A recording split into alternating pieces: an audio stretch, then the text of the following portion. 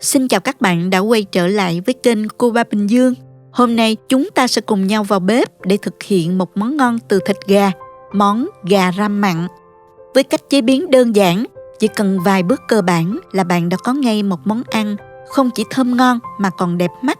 Những miếng gà ram với lớp da màu nâu đỏ óng ả, thịt bên ngoài ngọt tự nhiên, thấm đều gia vị đậm đà, không hề bị khô, sẽ khiến cả nhà bạn phải hao cơm đó. Vì rất bắt mắt nên bạn cũng có thể dùng nó trong những buổi tiệc họp mặt nữa nha. Hãy cùng mình vào bếp làm ngay nhé. Chắc chắn bạn sẽ yêu thích và muốn làm lại nhiều lần.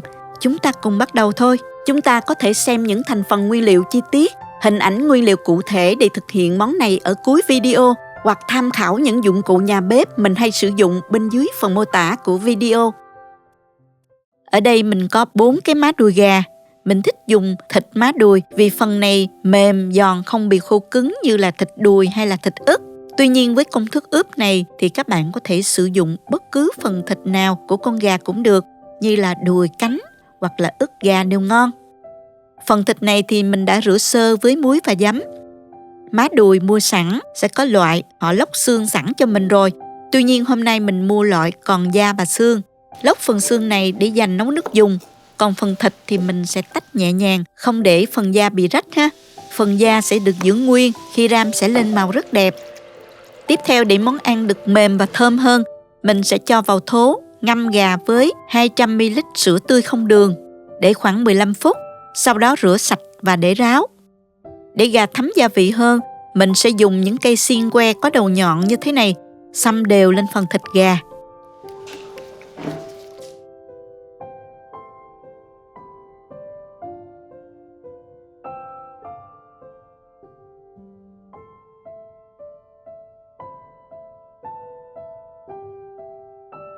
Tiếp theo sơ chế một số nguyên liệu để pha sốt ướp. Mình sẽ cắt hành và tỏi, cho vào cối giã nát.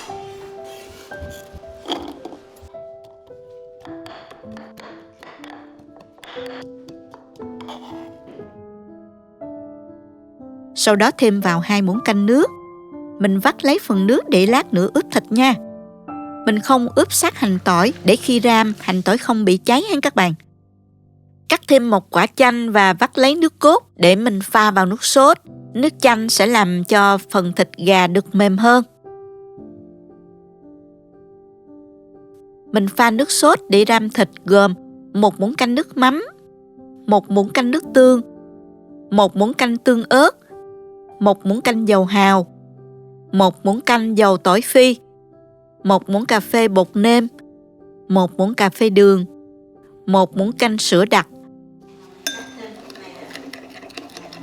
1 muỗng canh nước cốt chanh,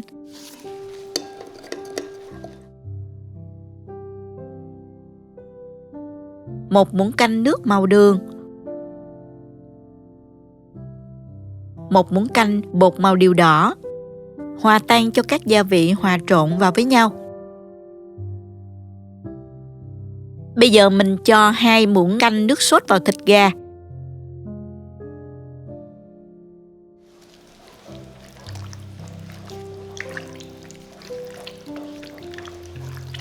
Bóp đều cho gà thấm sốt, sau đó mình đem đi chiên.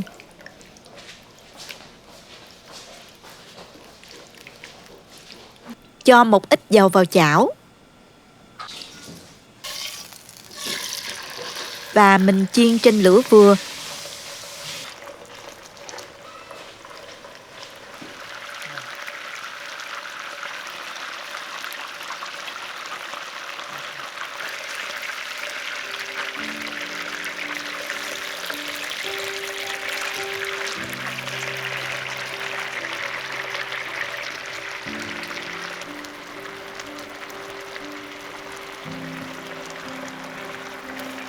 Cho đến khi thịt gà vàng xém hai mặt như thế này, rồi mình để riêng ra đĩa.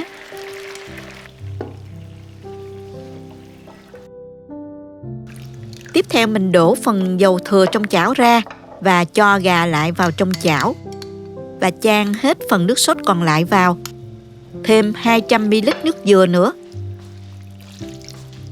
Để lửa nhỏ vừa và mình đậy nắp lại, ram cho gà thấm gia vị.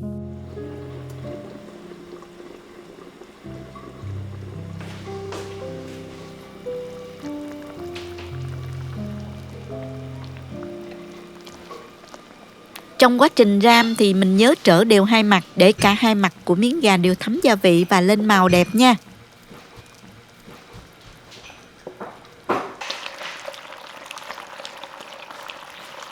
Sau khoảng 15 phút ram thì món gà đã lên màu đẹp rồi nè các bạn. Phần nước sốt đã cạn dần và rút vào trong thịt gà hết rồi. Các bạn nhớ canh trở và cẩn thận lúc nước sốt cạn nhé, tránh để bị cháy đó.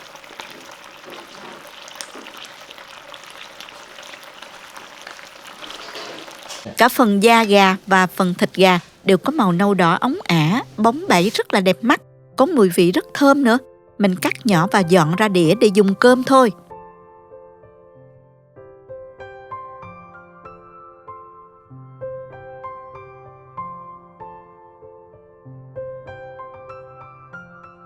Wow, từng miếng thịt gà hấp dẫn quá các bạn ơi. Phần da nâu vàng bóng bẩy đẹp mắt, nhìn thôi đã thèm rồi nè.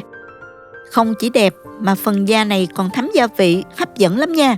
Phần thịt bên trong mềm mại, mọng nước, không hề bị khô và cũng được thấm đều gia vị. Thịt gà ram rất đặc trưng, mặn ngọt vừa phải, cay nhẹ từ tiêu tạo nên một cảm giác ngon miệng, kích thích vị giác. Món này thường được ăn kèm với cơm trắng nóng hổi, bao hao cơm luôn nha. Bạn có thể ăn kèm với dưa leo hoặc rau sống nữa. Chắc chắn gia đình bạn sẽ yêu thích và muốn thưởng thức thường xuyên luôn.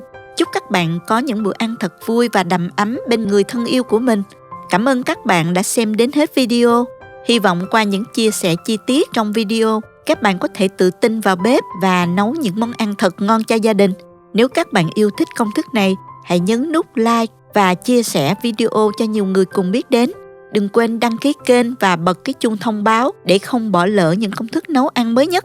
Nếu có bất kỳ câu hỏi hay góp ý nào, hãy để lại bình luận bên dưới. Mình sẽ rất vui khi nhận được phản hồi từ các bạn. Chúc các bạn thành công.